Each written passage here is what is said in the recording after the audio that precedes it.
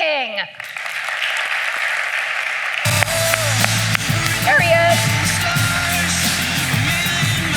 Good luck. What's your impossible? That no way, could never happen, not in a million years thing, and is yet a moral imperative, like my life will not be complete without it.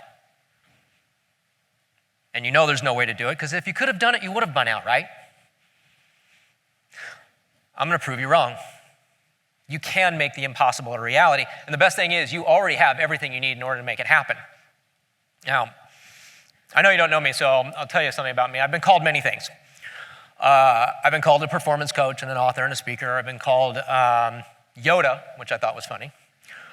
I've been called a drug dealer, which is true, and I'll get to that.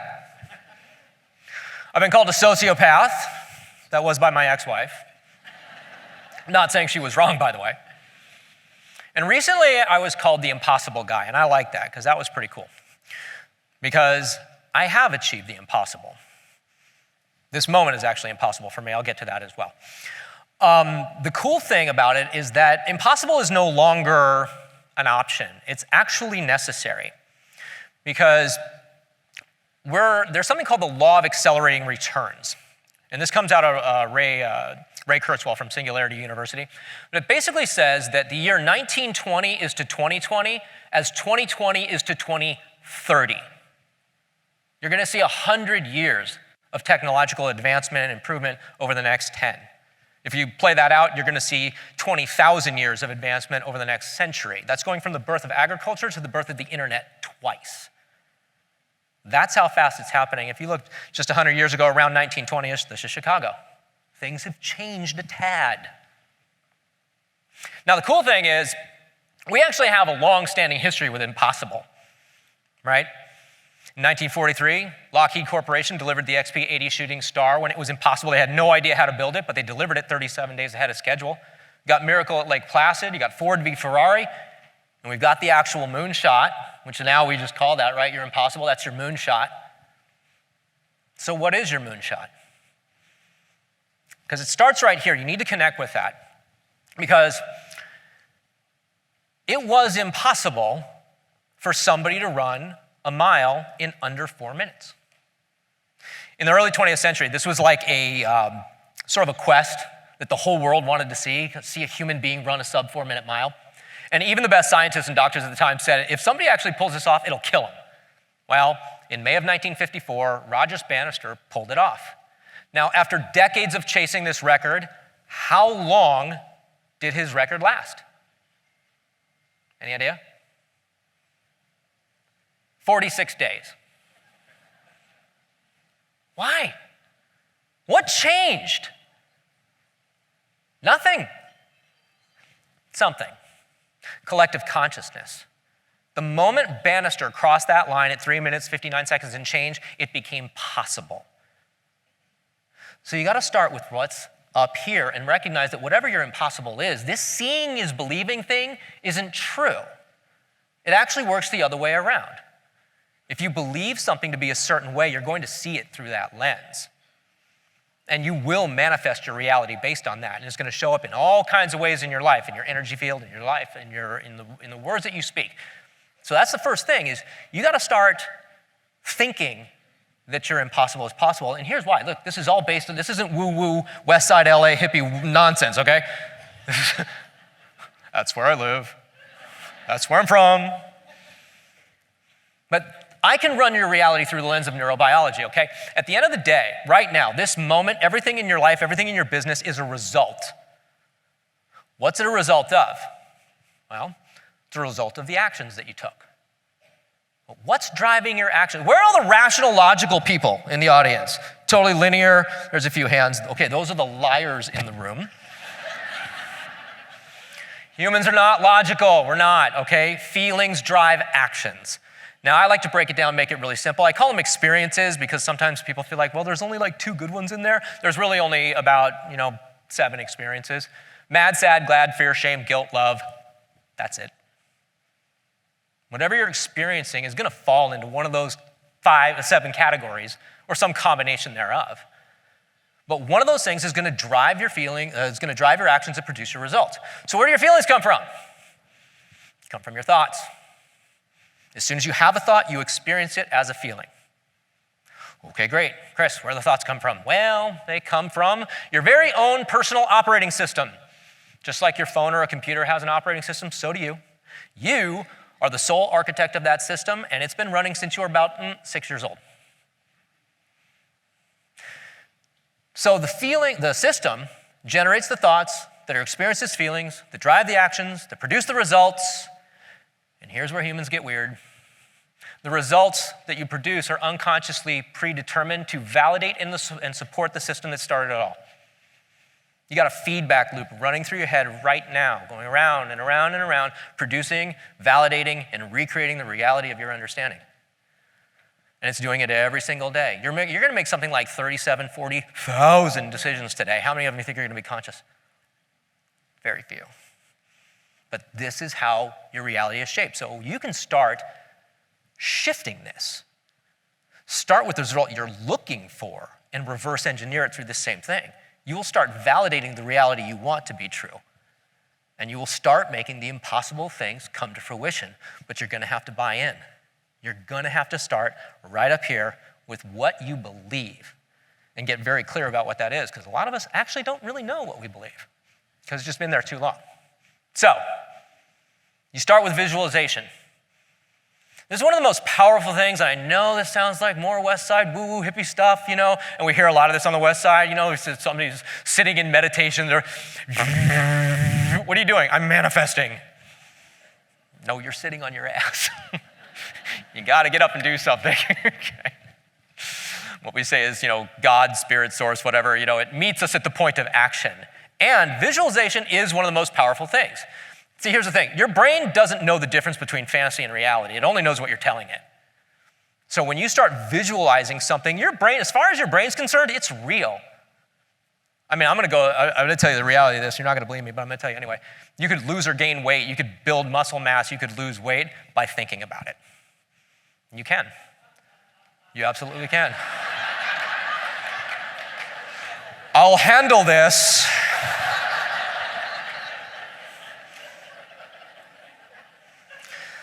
My old man's an electromagnetic compatibility engineer. He never went to college. He barely got out of high school, but he's one of those uber propeller head guys, and I will tell you through the lens of physics that at the subatomic, looking at something has a physical effect on it. We can measure it. The second you look at something, you're actually having a physical effect on it. Your brain is scary powerful. If I really told you how powerful you were, it'd scare the shit out of you. It would. So when you start visualizing what you really want and buy into that idea, look, I've done this with organizations. I've affected sales figures and bottom line end results way faster by doing something like this than by focusing on KPIs and market trends and all those kinds of things. If I can shift that number in your consciousness, I'll shift your world. But it's gonna come at a cost. It's not that easy. When I say personal responsibility, I mean extreme personal responsibility. And Nietzsche was good about this. Friedrich Nietzsche, he knew that culture and language were tightly intertwined. He said you could tell where society's been and where it's going by the way they speak. And I will tell you right now, the way we speak is really bad because it's very disempowering. What we speak in this world is what we call the language of fear and avoidance. This is how we offload responsibility. Now, it feels good to the ego, but call it the soul doesn't really love this so much. But when we start shifting something into the language of what we call responsibility and ownership, your world starts to change. Anybody hear the word abracadabra? Like magicians, abracadabra, right? Do you know where that word comes from? It's derived from Aramaic, which means, and I don't remember the exact translation of the word, but it basically means it will be created as I speak. Your words have a profound effect on your reality. I told you to think of your impossible. I want you to connect with that for a second. There's probably a charge around it. And look, it could be anything. It could be the business that you want. It could be the mansion on the hills. It could be learning to play the piano or write the book or whatever your thing is.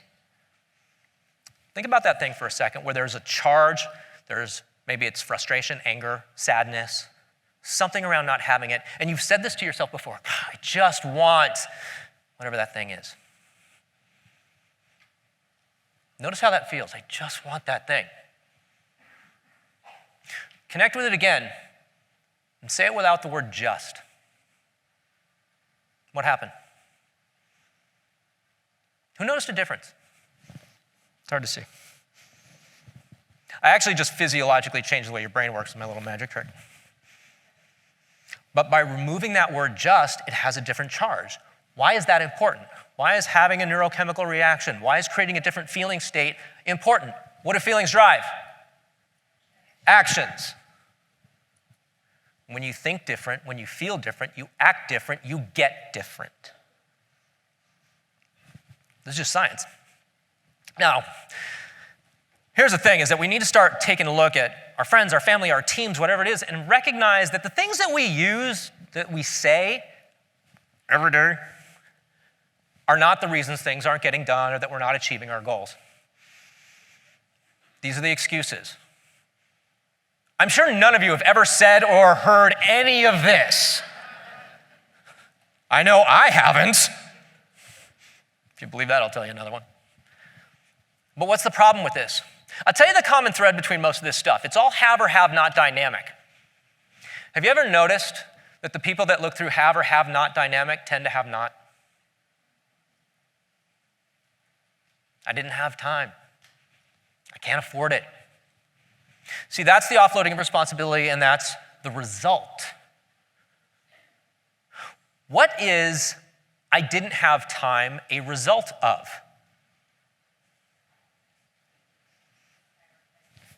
There it is. I didn't prioritize. I didn't make time. See, now that you have power over. You don't have power over I didn't have time, because it's a happening to you kind of thing. I got thrown out of a meeting once, and I couldn't go back for a very long time because I told the guy that was leading the meeting that he said, "We ran out of time, I'm sorry." I said, no. I said, running out of time is not a happen. He said, it happens. I said, it's not a happening. It's a result. It's a result of your failure to manage the clock. Made me really popular. Now you know why I couldn't go back for months. It's a true story. I get thrown out of a lot of places. I know that's shocking. I can't afford it. Have or have not. It's a result. What's it a result of? I haven't budgeted for it yet. Cool. I suck at it. I haven't practiced, haven't learned, right?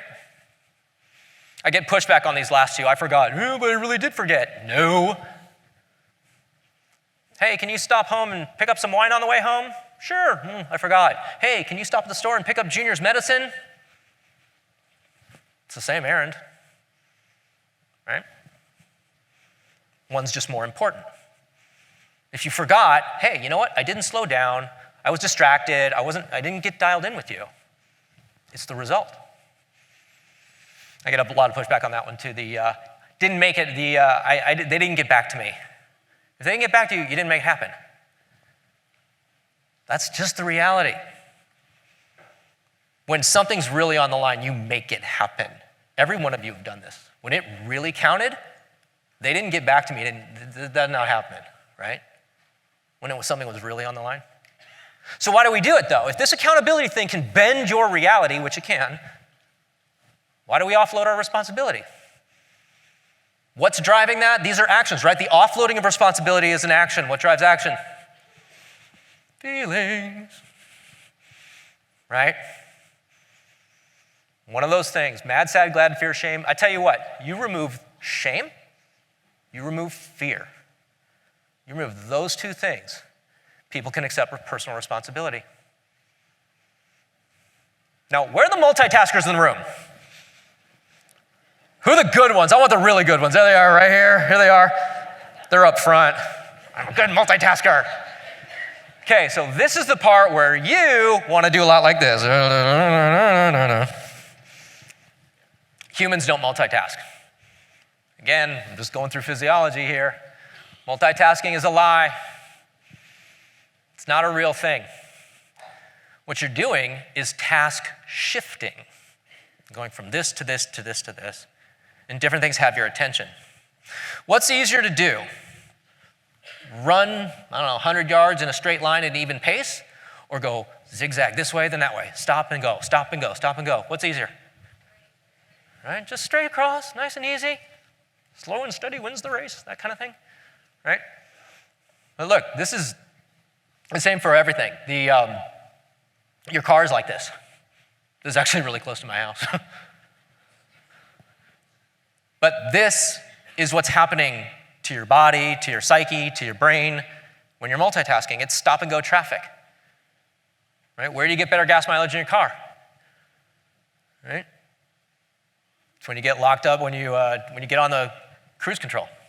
Go even. Anybody know who this is? I'm getting old. I'm 51 now. The Highlander. Oh my God, I just fell in love with you a little bit. Thank you. Who is she? So good.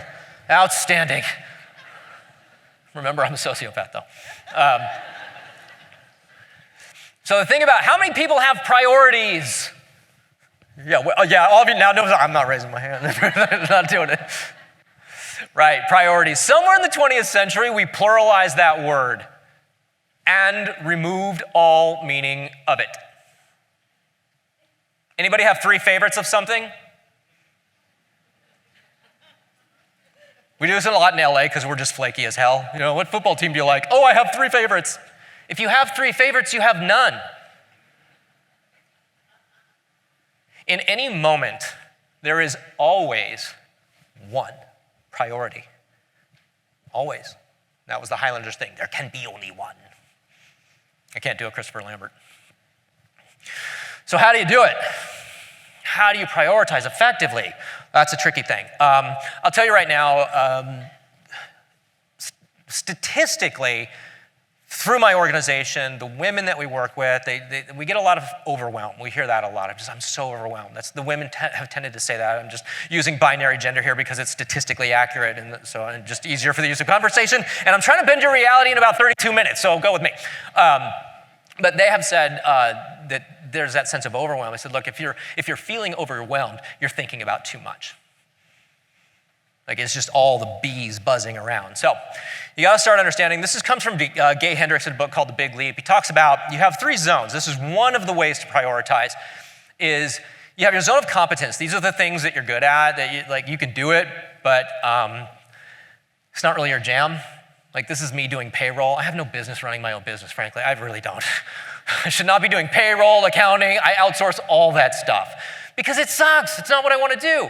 I want to be in my zone of excellence where I'm just going. Like these are the things I'm good at, the things I enjoy. It's fun, right? Connecting with people, whatever it is. And then that top piece, that's your zone of genius. That's where you're just channeling brilliance. That's actually me, right? Like this is my jam. This is my zone of genius right now. I didn't write a word of this speech. I have no idea what I'm about to say other than a couple things on a slide. I really don't. I've already the second I took 3 steps out and I'd already off book. But when you stay in your zone of genius, in your zone of excellence, you got to offload all that other shit. Now here's another way to look at it because I live right near LAX and my old man's an engineer. Your business, your life, your whole world is a lot like heavier than air aircraft. So one of the ways I like to look at this is looking for the drag. Now, basic principles of flight are pretty simple. The math is that you have 4 forces that you need to balance: weight, thrust, lift, and drag. Okay, so on an aircraft, weight, everything the aircraft is carrying, plus the aircraft itself. You got lift, that's provided by the wings, that's what picks it up off the ground. You got thrust, provided by the engines, pushing it forward. Anything else is drag, right? Anything that slows it down. That's why the wheels get tucked up into the belly of the aircraft. It lowers the drag coefficient. That's why it flies at 36,000 feet. The air's thinner up there. There's less resistance. Everything in your world is one of or a combination of those 4 forces. When you get lift plus thrust, overcoming weight plus drag, you get flight. So who's got passion projects? Things they love to do, right? That's like your lift, things that lift you up. Who's got sales goals? Things they're trying to achieve, that's your thrust. Right? Who's got a mortgage or a car payment? Right? Things you chose to carry with you, that's your weight. Who's got kids? All of the above, baby. And this shifts from any given moment. Now, here's the thing. Sound has a drag, or drag has a sound. It's when you look at your phone and you get that email or text message from that person and you go, that's drag. You got to get rid of that stuff. Delegate, defer, delete, get rid of it. There are 4 types I've identified. This is not sciencey stuff. This is Chris King original stuff, so take it or leave it. I think there are 4 types of drag. There's the physical drag. Anybody got a closet or garage that looks like this? Okay, that's what we call a truth response. Yeah, they know exactly what I'm talking about. There's a relationship between the clutter in your physical world reality and the clutter in your mind. So it can be very cathartic. I do this with clients actually. I say, go gut the garage, take like everything out on the driveway, in the front yard, like that's your staging area. Take it all out, put it all back, and get rid of the stuff that doesn't belong in there. It's really cathartic. You got mental drag, emotional, toxic relationships, dating me. How about this one? Right? Yeah. You got an email, it's in your inbox for 2 days. They laugh. 4? A week? 2 weeks? 3 weeks? And every time you look at it, you go, ugh. You're creating a neurochemical charge in your brain and you're affecting your performance. And this has a compound interest effect. I mean, when we get people out of this kind of thing and get them just charged up with positive reward feedback loops, it has a compound interest effect. Same happens on the back end when you got, people complaining about Monday morning on Sunday afternoon. You're gonna have a shitty week. I can guarantee it. Now, when you start employing some of this stuff, you start to understand what flow. Flow comes from a guy by the name of, the name comes from a guy by the name of Mihai Csikszentmihalyi from a place you may have heard of, University of Chicago. Flow is what athletes call being in the zone or runner's high. It is available to everybody. You don't have to be an athlete. You've actually experienced this. Like when you were in college working on a term paper or something, you sat down and to work on something and it felt like half an hour went by, you looked up, it was like 3 hours, you had this amazing thing in front of you. That's a low-level flow state. It's all driven by your neurochemistry. I mean, look, I'm just a systems hacker, okay? Everything's a system. A business is a system. A person is a system. Any system can be hacked and recoded and optimized if you understand that system well enough. So you got the characteristics of flow. By the way, you can download all these slides, and because I'm trying to change your life in 30 minutes, you just download all this stuff at the end. Flow is a 4-part cycle. So we talk about flow states, it's actually flow cycles. So you got the struggle phase when you're really frustrated with the thing you're working on. Then you let go. It's when you walk away and go walk the dog, go, oh God, I'm just gonna get rid of this thing for a while. And then you just solve problems when you're not thinking about it. Okay, this is getting your psychology and your physiology to work for you instead of against you. That's all we're doing here.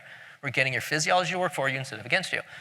You get into that flow state, you make magic happen, then you gotta recover. There's what I call the flow hangover. You gotta sort of get ready for that. You're actually not neurochemically capable of being in a good mood. Like tomorrow I'm just gonna be in a horrible mood. And I'm traveling, so I should not do any peopling tomorrow. There are 22 flow triggers that we know of right now. The more of these triggers you have in your life, the more flow you're gonna get. So if you have like a micromanager, you have no autonomy, you're not gonna get into flow. I'm only gonna talk about one of these because the challenge skills balance is the important one that I wanna touch on. But your task needs to be a little harder than your perceived skill set. Because if you can do that, you get to what we call the flow channel.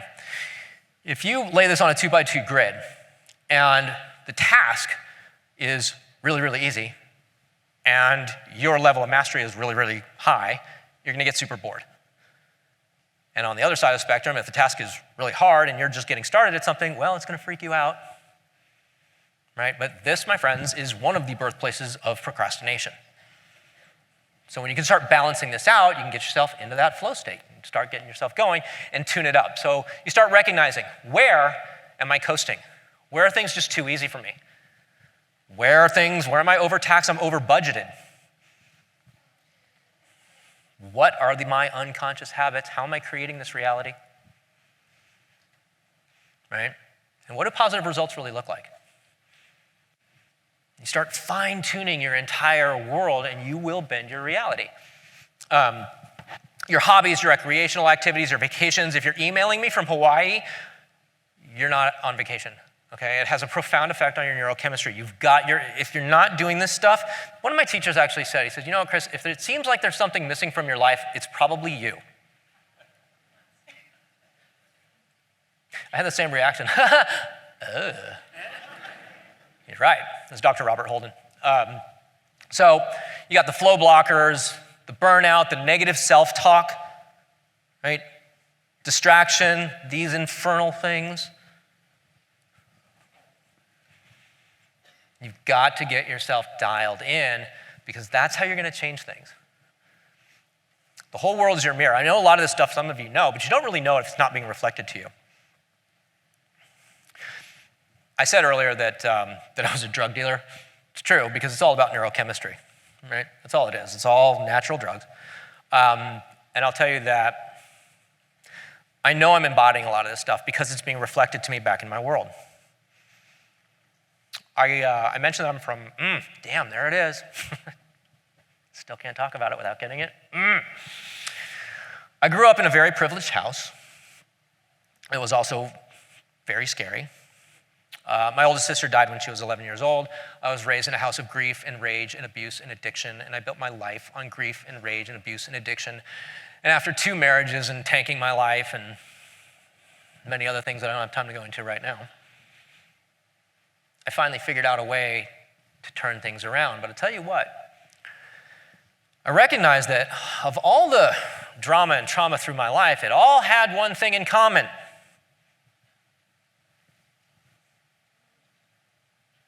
And while a lot of it in my childhood was not my fault, all of it was my responsibility. Remember, responsibility, think of responsibility like a hyphenated word, responsibility, your ability to respond. No, it wasn't your fault. It is your responsibility. What are you going to do with this? Right? I'm really grateful to be up here today and share this stuff with you because I love this stuff and I recognize how powerful it is and how important it is. I started this company almost 10 years ago now. I had a job offer. I had gotten fired again. And I did get another job offer to learn how to do commercial real estate. And I thought, well, I need a job. I did not have a physical address at that moment because my girlfriend at the time had broken up with me. And I thought, well, what do I do? Do I get into something that is not really my jam? Or do I do literally broken homeless and live out of my trunk? Well, I went for broken homeless and lived out of my trunk. I ate like every other day. I drove for Uber. I did whatever I could to scrape things together. So when I say I'm so grateful to be up here to share this with you, to tell you that you could be one of those people that might email me 18 months from now, and I get this a lot from events. They all start the same way. You don't know me, but you were right. Not only did I achieve the impossible, I bent my reality. So whatever that impossible is, no, it's not.